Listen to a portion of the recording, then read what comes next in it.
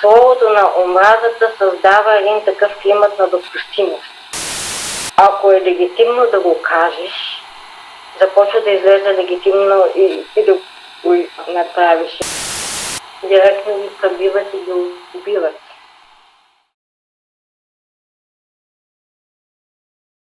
Имаше една-две нощи, в които не можех да спя, но това е най-лекото, с което може да се отърве човек. Хората стигат и до реални самоубийства. Светла Енчева се казвам, професионално се занимавам с журналистика и социология, на свободна практика. Пиша най-вече за едно седмично онлайн издание Тоест. Освен това, си имам и собствено сайтче Genderland, което създадах в контекста на истерията срещу Истанбулската конвенция и последствията от това за академичната и неправителствената общност, както и за LGBT хората. Преди 12 години вече в университета, в който работех, Югозападен университет, 18 преподаватели от целия университет, от моя факултет правно-исторически 11, от моята катедра 2, посмяхме да кажем, че тогавашният ни ректор се опитва да кара незаконен трети мандат. Тогавашният ни ректор беше професор Александър Воденичаров, бивш говорител на Висшия съдебен съвет. Изобщо беше така известна властова фигура. И той лично нищо не ми направи след това, въпреки че в резултат на шума, вдигнат от нас, в крайна сметка се наложи да напусне.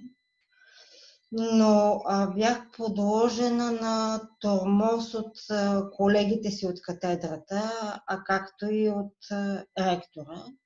Като тормоза имаше и онлайн измерения и се стигаше до омраза там, където в мене може да се намери някакъв дискриминационен признак, който да бъде мразен. Примерно, тя е дебелогъза, тя е лесбийка, защото бях отишла на първия София Прайд, някакви такива неща. То беше съчетано с офлайн измерения, т.е. казване на студентите да не влизат в моите часове. Ректора ми звънеше по телефона да ми казва, че ме уволнява. След това ме канаше в кабинета си да казва: Енчева, какво си мислите, и аз пия хапчета, при което казах: и аз пия хапчета. Той дойде на катедрално заседание и каза: Светла Енчева е постанала да си пие хапчетата. Аз съм администратор на лични данни, знам кой какви хапчета пие. Така че може да се каже, че това е било реч на омразата на тема заболяване епилепсия, която имах по това време. Въпреки че офлайн, шефката на катедрата ме заплаши по време на заседание с шамари. Нещото още седи в интернет, заплахата как на улиците ли ще те срещна, но ще ти забия 2 шамара. И всъщност това някак си доста ме кали. Това беше година и половина тормоз по учебник. После вече се захванах с всякакви активизми, ти знаеш, защитата на бежанци и т.н. И тогава много съм била заплашвана, обиждана, че съм, че спя с негри, че съм предател на отечеството, какво ли не, че ще ми се обърнат ноздрите наопаки. В един момент аз започнах на тези коментари да им отговарям подобаващо. Тоест аз бях изолобяла, аз бях разконспирирала някои от анонимните коментатори, някои не бяха анонимни. Се бях научила да пиша гадни анонимнички коментари по техен адрес, така че да ги заболих. Това е нещо, което днес не бих направила, но си давам сметка, че бях стигнала до там. Децата, които биват тормозени, започват да си го вършат по същия начин, защото те не виждат друго, защото виждат, че това е печеливша стратегия. Така че явно, че аз като възрастна на 30 и кусор години, емоционално съм се държала като едно ранено дете, което отговаря по същия начин, дращи и хапе. Не се гордея с това, но не го и крия. А как излезе от този вид радикализация? Ами, с времето. С времето някак си се... И аз се уморих, и тези коментари станаха по-малко. И освен това започнах да се занимавам по-целенасочено с човешки права. И вече бяха минали години, но започвайки да се занимавам професионално и с темата на онлайн тормоза, и разпознавайки себе си в картинката, си казах, аз това повече не трябва да го допускам. И бях се научила вече, че не трябва да се отговаря на всеки коментар, защото те стават все повече, че по възможност трябва да ги игнорирам. Просто живота е кратък, за да има по-важни каузи, за да си играя на герой точно в това отношение. Въпреки че понякога влизам в инициативи, наскоро имаше такава, в които ми е ясно, че ще има хейт по мой адрес. Но аз съм го преценила това нещо и смятам, че каузата е по-важна. Не ми се обижда и но, в която това е една фейсбук страница, в която хора, които смятат, че са дискриминирани по някакъв признак, излизат с нещо, което смятат, че обобщава дискриминационното послание към тях. Т.е. това е държат табела с надпис, който тях лично ги наранява или дискриминира и т.н. Преди години случайно бях казала в блога си, т.е. не случайно, но не знаех какъв шум ще се вдигне, че нямам потребност да имам деца, добре ми и без деца. И оттам бях обвинена, че спя с чернокожи араби, че съм курва, в същото време, че ми липсва секс, че живея при майка ми и баба ми, които съм напуснала на 21 годишна възраст. Че съм си купила телевизор на кредит по някакъв начин се реши от това и при всички случаи аз съм достойна за съжаление и ще искам дете, много ще съжалявам и съм грозна, да. Много съм грозна и изобщо никой мъж не би ме харесал и всякакви такива неща. И това го разказах за тази страница на Ми се обижда и но. Съответно последваха същите коментари, плюс вариации, тях може би ги имаше и преди, не помня вече, от сорта на всъщност като те гледам каква си, по-добре, че ти няма да се възпроизведеш, такива като тебе е по-добре да не се възпроизвеждат, всъщност. Добре си решила, пък и кой би поискал да има дете от тебе. И така, но това беше преценен риск за мое очудване, всъщност може би позитивните реакции бяха даже повече. Има в България доста силен такъв ценностен стереотип, че предназначението на една жена е да бъде майка.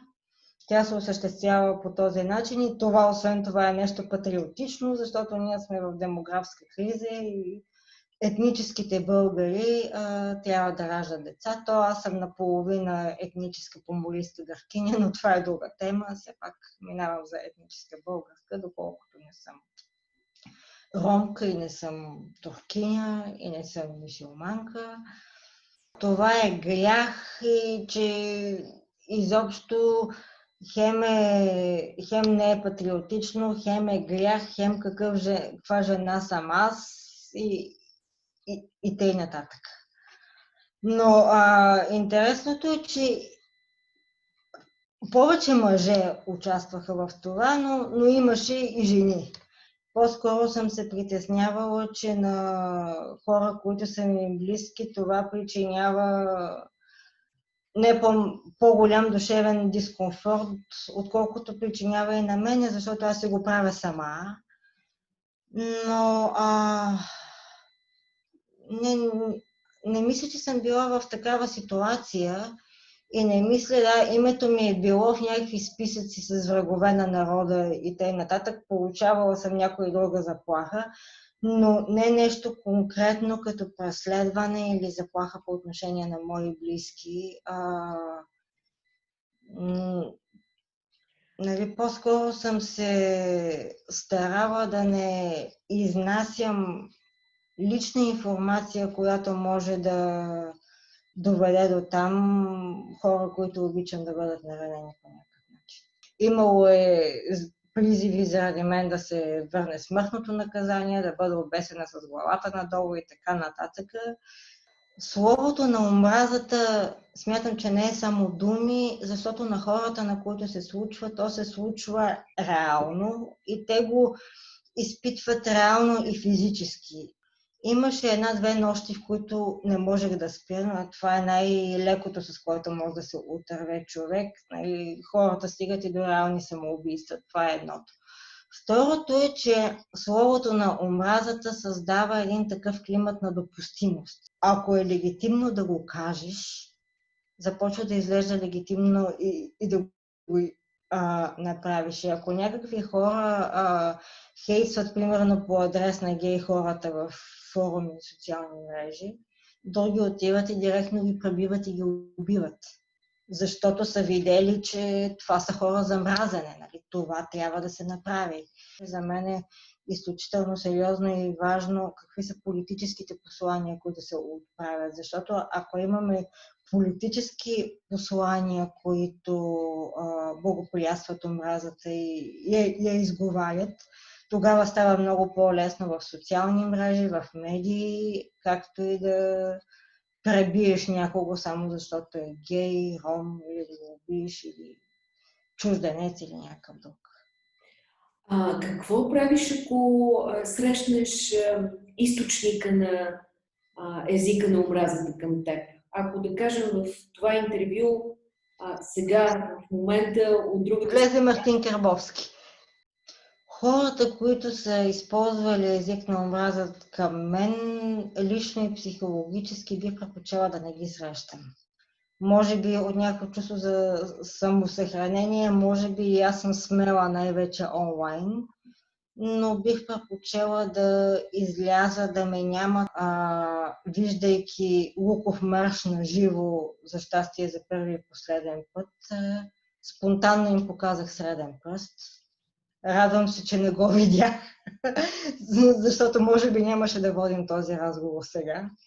Което се отнася и до участието ми в телевизионни предавания. Тоест, ако заподозра, че са поканили някой хейтър, нали, не само от чувство за самосъхранение, а и заради принципа, аз не участвам.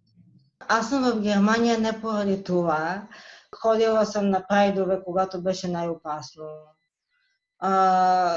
Във всякакви демонстрации, флашмобове и така нататък съм участвала. Прибирали са ми личната карта полицията за половин час няколко пъти. Тоест не е да не съм се бутала между шамарите, но ако трябва да участвам в някаква словесна дискусия, както с отговорите на коментари в интернет с такива хора, на мен това ми се струва безпредметно, защото те така чрез мен получават легитимация. Тези хора.